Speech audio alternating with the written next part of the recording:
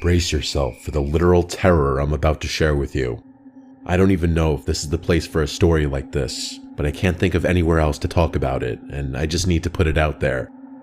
I've told everyone under the sun about this. My family, my neighbors, my friends, random news outlets. It's never enough.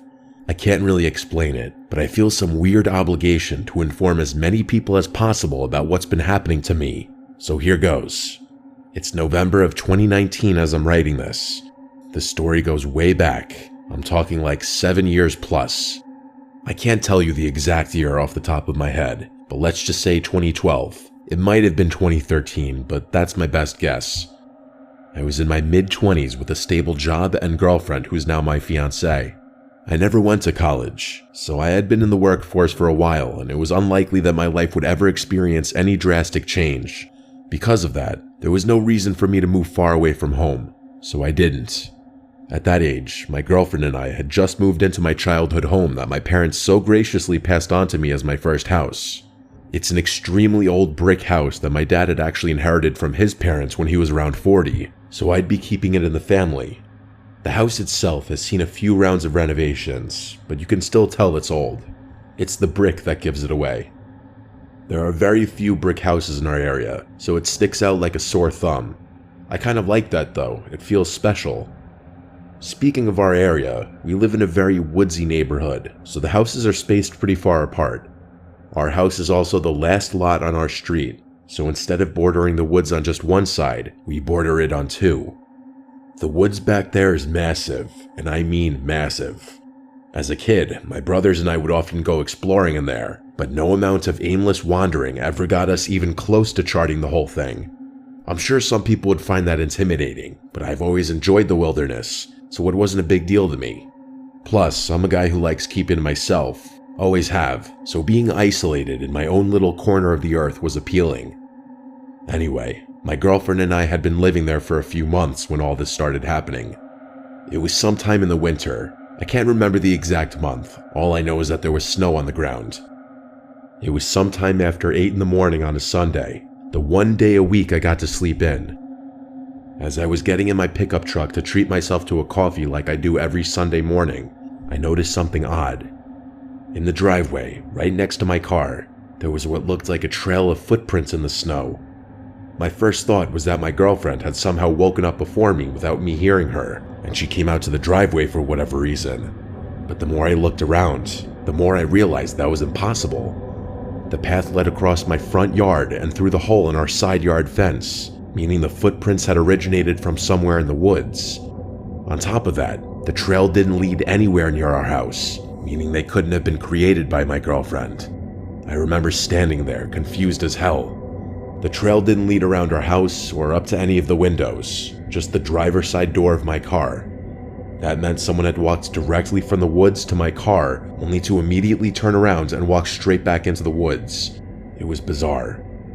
I ended up asking my girlfriend about it later that day, but she obviously wasn't responsible for it.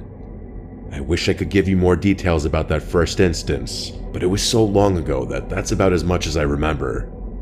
It must have been at least 2 winters after that when the next thing happened.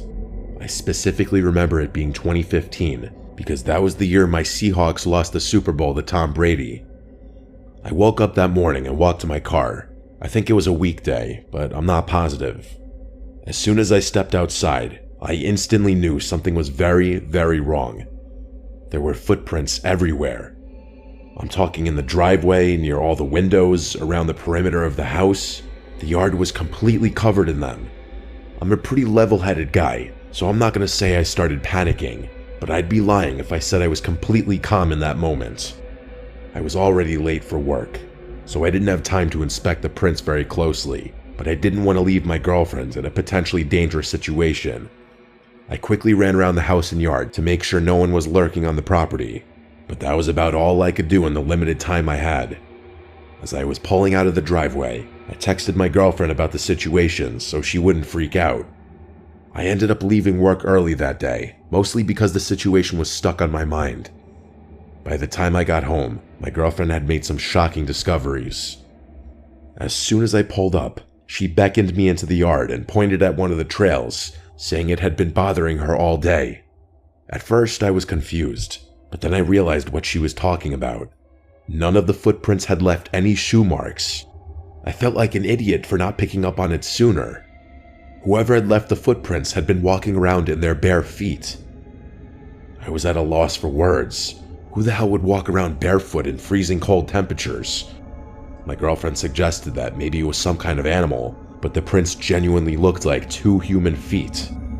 We went inside and called my dad, but he said he'd never experienced anything like that in all of his years of living in that house. He told me to grab my rifle and try tracking down whoever had left the footprints. I really didn't want to, but I knew this kind of thing was my responsibility. My girlfriend wanted to call the police, but I knew that would be a waste of time. We had no evidence that a crime was committed, and I didn't think trespassing would warrant a search. I told her I'd call the police if I found something in the woods, and she agreed. Like I said before, that woods is its own world, so I told myself I'd turn back as soon as the sun started going down.